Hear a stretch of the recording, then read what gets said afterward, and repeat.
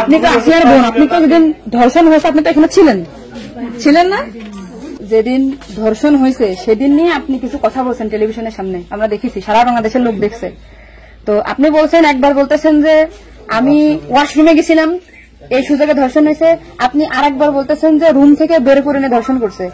আপনি আরেকবার বলতেছেন যে ধর্ষণের সময় আমি ঘুমোইছিলাম, আমি কিছু ঠিক পাইনি। আসলে কোনটা সঠিক? আমি তো ওইটাই বলি না, আমি বলছিলাম আমি ঘুমোইছিলাম। ও যখন বাথরুমে উঠছি সেই সময় দেখি যে ওইখানে পড়ে রয়েছে, এইটাই বলছি।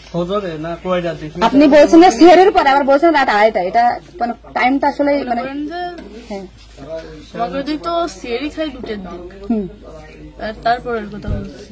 আচ্ছা, আপনি একটু মানে প্রথম থেকে মানে রাত থেকে কি ঘটনা ঘটছে এটা আমাদেরকে বলেন তো। সর্বপ্রথম রাত থেকে সব ঠিক ছিল, ঘুমাই গেছিলাম 8টার দিকে ঘুমাইছি। আমি, আমার জামাই আর আমার বোন। আমার বোন হচ্ছে আমার পাশে ঘুমাইছিল। তা আমি জানতাম না যে ওর সাথে ওরম হবে না।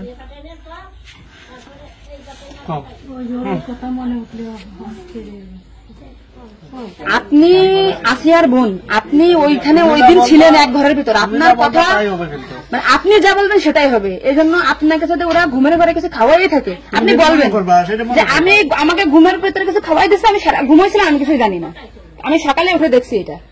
কিন্তু আপনি যদি বলেন যে রাত 2:30টার সময় হয়েছে, আমি তাহলে তো হবে না। আপনার কথা শোনার জন্য বাংলাদেশের লক্ষ লক্ষ মানুষ অপেক্ষায় আছে যে আপনি আসলে যেখানে ছিলেন, আপনি যেহেতু বোন, আপনার বাড়ি যে হয়েছে ধর্ষণটা, সেহেতু আপনি তো মানে জায়গায় ঘরে ছিলেন, আপনি যা বলবেন সেটাই হবে। কিন্তু আপনি যদি এরকম ভুলভাল কথা বলেন তাহলে আলাদা বক্তব্য দিতে আমাদের এখানে যা দিচ্ছে না টোটালি কিন্তু আপনি তো কি মাগুরা নিউজে আছেন না? আমি আছি মাগুরা নিউজে, আমি দৈনিক ঘরে ডাকে কাদের সাথে মিল না রাখে আসলে আপনার আপন বোন, বিষয়টা সেইভাবে আসলে বলতে হবে।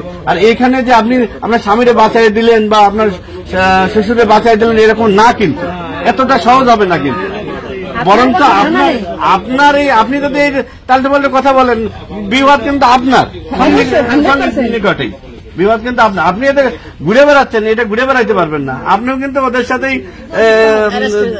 যুক্ত হইতে হবে আপনার। তার মানে উনি একবার বলতেছে কি জানেন, আমি টয়লেটে গেছিলাম তখন ধর্ষণ হয়েছে, একবার বলতেছে আমি বিভ্রান্তিতে আসছি, বারে বারে আপনাদের কাছে আসতেছি শুধু এই একটা কারণে। কিন্তু মানে আপনাকে যদি কিছু খাওয়াই থাকে আপনি বলেন আমার খাওয়াইছে, আমি কিছুই জানি না, সকালে উঠে দেখেছি আমি এই অবস্থা। কিন্তু আপনি যদি টাইম উল্টো পাল্টা বলেন তখন তো মনে করেন আমাদের বাংলাদেশের লোকের, আপনি সকালে আপনার ঘুম ভাঙছিল কয়টায়, মানে যখন আপনি দেখছেন আপনার বোন তখন কোথায় ছিল?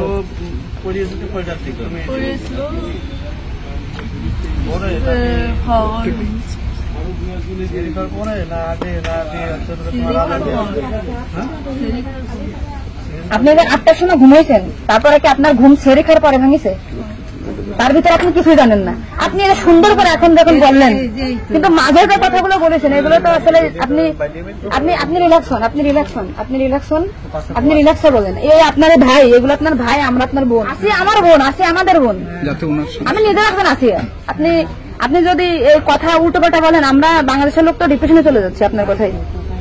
রাত্রে আপনার ঘুমের ওষুধ খাওয়াই দিছে, এই খাওয়াইছে আপনার কে মনে হয়, কে খাওয়াইছে আপনার ঘুমের ওষুধ? আপনার শ্বশুর না আপনার স্বামী না আপনার শাশুড়ি? খাওয়ার সময় তো আমি আর আমার শাশুড়ি ছিলাম। আচ্ছা, আপনার কি মনে হয় আপনার যেহেতু আপনি ওই বাড়িতে আপনার সংসার করছেন, আপনার মনে হয় কে খাওয়াইছে আপনাকে, মানে আপনার শাশুড়ি না আপনার শ্বশুর হতে পারে? আমার শাশুড়ি, শ্বশুর তো খাওয়ার সময় থাকে না, আমার শাশুড়ি তো থাকে। তাহলে আপনার কি মনে হচ্ছে আপনার এই ঘুমের ওষুধ আপনার শাশুড়ি খাওয়াইছে? কিন্তু আপনার শাশুড়ি যদি খাওয়াই থাকে তাহলে ধর্ষণটা আপনার শ্বশুর কিভাবে করলো? মানে ওনারা তো সবই জানে। তা আপনি কি এটা কখনো কি মেডিটেশন আগে বলছেন যে তাই তো আপনার শাশুড়ির 3 দিন বাইরে থাকার কথা না, সবাই তো উনি আরেস্টের কথা? আপনি কি এটা আমাদেরকে জানাইছেন, সোশ্যাল মিডিয়াতে জানাইছেন শোনা? এই যে আজকে আমরা হয়তো জানতে পারলাম যে আপনার ঘুমের বড়ি যে খাওয়াইছে বা ওষুধ খাওয়াইছে এটা আপনার শাশুড়ি খাওয়াইছে, তাই তো এটা পরিকল্পিত না, মানে পরিকল্পিত ছিল ওদের আগে থেকে। আপনার কি মনে হয়?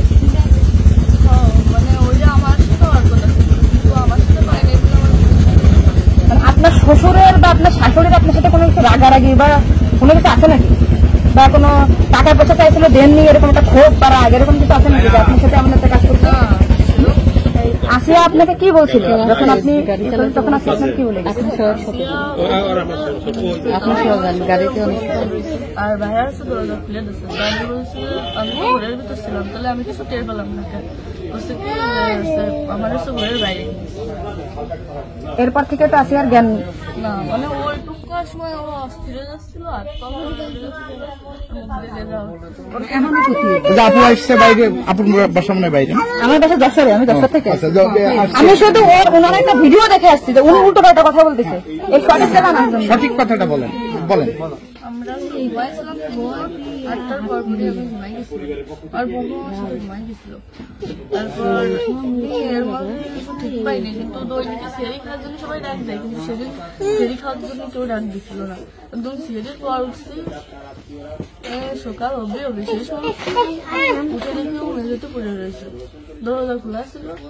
তা আমি ওটা বাথরুম থেকে দরজাটাকে ওটা উঠেছি, তুলে সেটা রাখছি, মানে জ্ঞান হারিয়েছিল না ঘুমাই পড়ছিল জানি না, কিন্তু নাড়াচাড়া লাগার কারণে উঠে গেছিল।